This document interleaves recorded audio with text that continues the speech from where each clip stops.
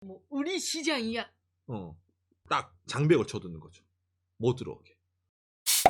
구독과 좋아요, 알람 설정 감사합니다. 일본 택시 요금이 여러분 비쌉니다.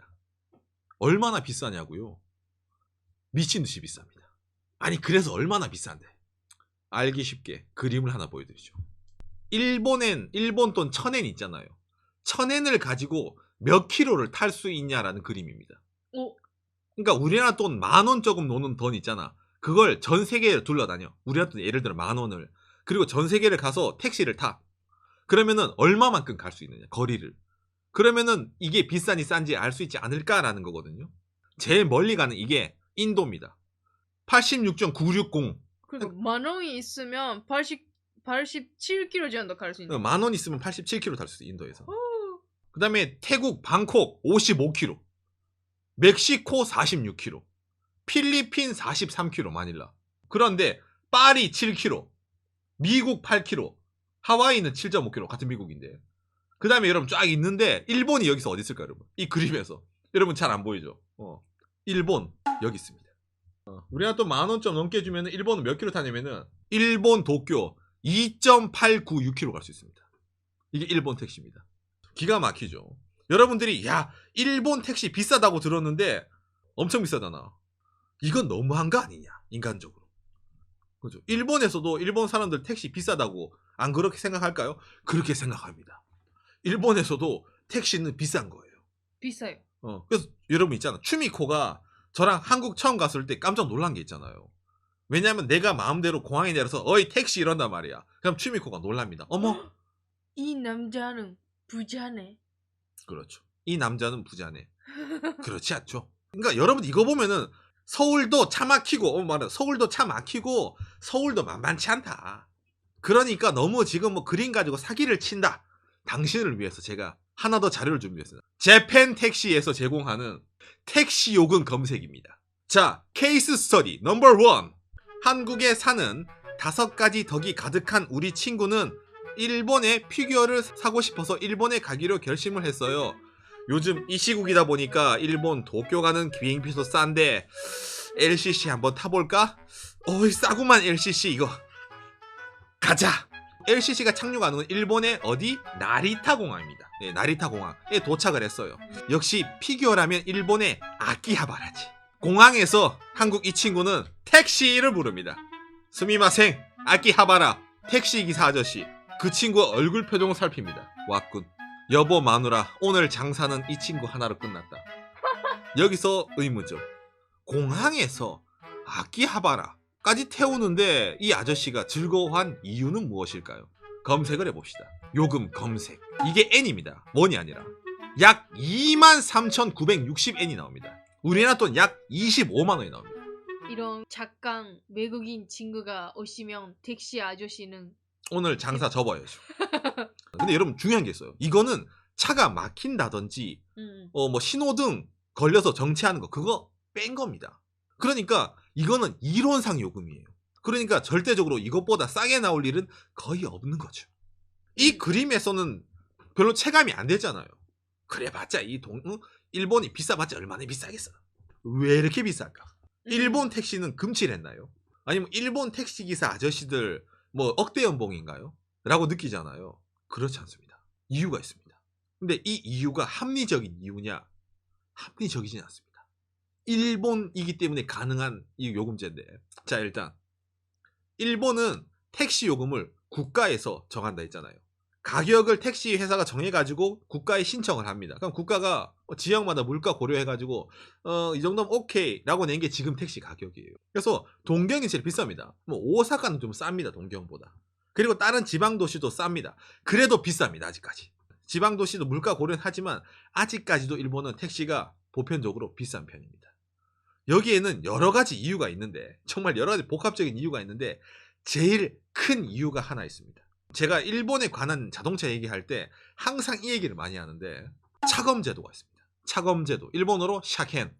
차검 제도는 일본에서 차를 구입하면은 국가에서 정해진 기간이 있습니다. 그 기간에 자동차를 한번 검사를 받아야 돼요. 흔히 말해서 어디 이상이 있나 없나 몇 가지 부분을 검사를 받아가지고 그때마다 돈을 내야 돼요. 이게 차검 제도입니다. 일반적으로 일본 가정용 차는 보통차 기준으로 새 차를 사면은 처음 새 차를 등록한 그 기준 3년 이후에 한번 차검을 받습니다. 그리고 그 다음부터 2년마다 차검을 받습니다. 경차는 차검이 싼 편입니다. 우리나라 돈으로 뭐 몇십만 원이면 해요. 그런데 예를 들어서 내가 돈이 많아. 벤츠를 샀어. 이야, 벤츠다. 호객님 벤츠 계약 감사합니다. 3년 후 호객님 차검이네요. 첫. 그래? 넣어봐. 몇백만 원 깨집니다. 두 번째 차검 또 넣어봐. 첫 차검보다 더 많은 돈을 지불해야 됩니다. 이게 일본의 차검 제도입니다. 고급 차면 가면 갈수록 금액이 커져요. 실제로 뭐 웬만한 중형차 이상은 우리나라 돈 몇백씩 깨집니다. 일본은 차검 제도들. 이게 일본의 드럽한 제도 중에 하나거든요. 안 하면 좋겠는데 차검을 안 하면은 번호판이 몰수가 된다. 흔히 말하는 그 차는 불법 운행차입니다. 그래서 울며 거자 먹기 식으로 계속 차검을 해야 됩니다. 일반 유저들도. 근데 일반 유저가 이러는데 이게 무슨 택시 요금 비싼 거랑 무슨 상관이에요? 라고 하는데 이 차검을 택시는 1년마다 한 번씩 합니다. 우와. 제가 말씀드렸죠. 일본인 일반 사람들 3년, 2년, 2년 했잖아. 우와. 택시는 신차검 먹은 나발 이건 1년마다 이걸 해야 돼요. 뭐 그럴 수도 있지. 아이고 택시 그거 운행 많이 하니까 택시 차검 이것뿐만이겠습니까? 정기 점검이라고 해요. 일본은 정기 점검. 3개월마다 한 번씩 택시는 정기 점검을 넣어야 됩니다. 일본에서는. 그러니까 1년마다 한 번씩 종합적인 자동차 검사 돈 많이 드는 걸 해야 돼요. 그 다음에 3개월마다 한 번씩 차량 정비를 정해진 부위를 넣어서 검사를 받아야 되는 일본 택시입니다. 일반 자동차도 일본에서 운행 거리에 비례해서 차검 비용이 많이 나옵니다. 영업용 택시 1년에 10만 킬로 이상 무조건 탑니다. 일본에서도. 거리수가 늘어나잖아. 그러면 일본 차검할 때 이 부품 바꿔야 되겠네요. 이 부품 바꿔야 되겠네요. 뭘 기준으로? 일반 자동차 기준으로 판단합니다. 차검을 할 때는 자동차 검사 비용이 필요합니다. 그런데 자동차 검사 비용 플러스 예를 들어 뭐 약간 마모가 되거나 고장난 부분이 있으면 그 교체하는 부품 비용도 내야 되잖아요. 그거는 플러스 알파야.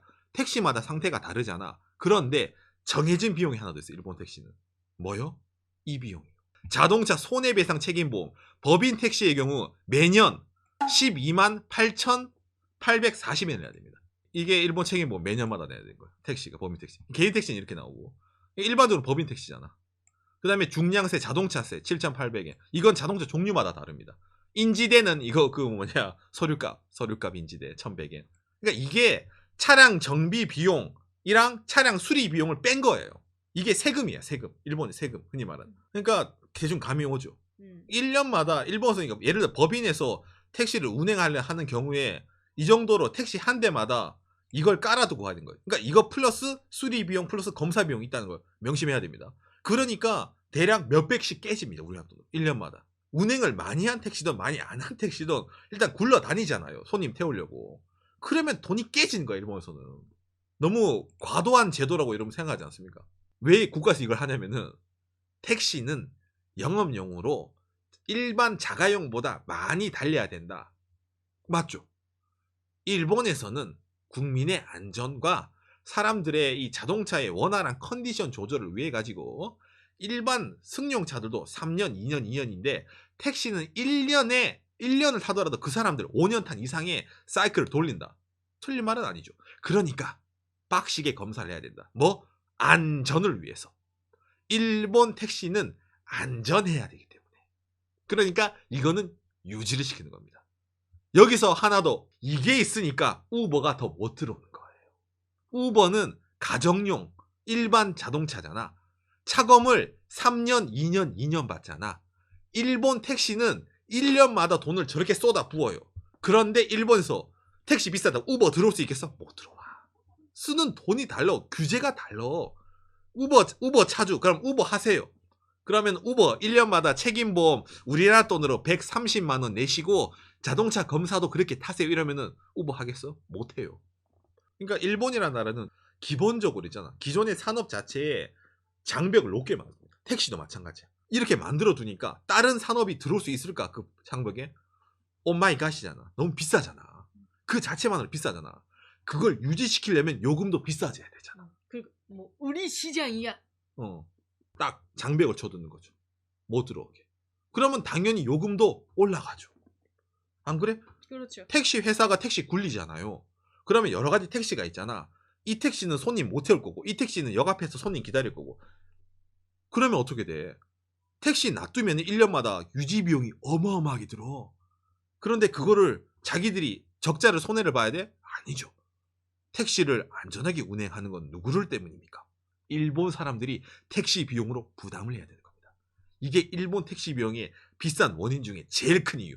자동차 검사랑 보험 비용. 흔히 말하는 국가에서 정한 딱 요금표가 있다는 거예요.